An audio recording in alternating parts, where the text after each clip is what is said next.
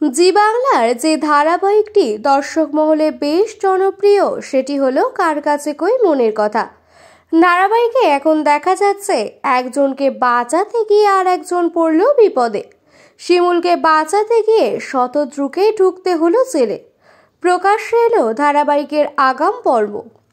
ধারাবাহিক যারা দেখেন তারা জানেনই, শিমুল যতই শতদ্রুকে দূরে সরাক না কেন, শতদ্রু কিছুতেই শিমুলের হাত ছাড়তে চায় না।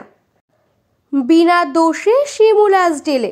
একজন প্রকৃত বন্ধুরই তো এটাই কাম্য, একজন বিপদে পড়লে তাকে বিপদের হাত থেকে রক্ষা করা। আর তাই তো সে উকিলকে ডাকে, যাতে তিনি শিমুলকে এখান থেকে উদ্ধার করে, শিমুলের সব কথা শোনে। শতদ্রু বুঝতে পারে শিমুলের লড়াই করার ইচ্ছাটাই চলে গেছে, কিন্তু তাই বলে শতদ্রু হেরে যাওয়ার পাত্র নয়। সে সব সময় পাশে থাকবে শিমুলের, এটাই অঙ্গীকার করে।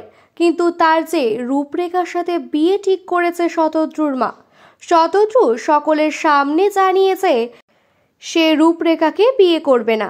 আর এতেই ঘটেছে বিপত্তি, শতদ্রুকে যেতে হচ্ছে জেলে। রূপরেখা পুলিশ নিয়ে শতদ্রুর বাড়িতে যায়।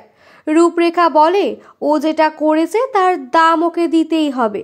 এরপর সে পুলিশকে বলে এই ছেলেটা শতদ্রু, এ আমাকে বিয়ের প্রস্তাব দিয়ে বিয়ের দিন ডেকে এনে বিয়েটা ক্যান্সেল করে।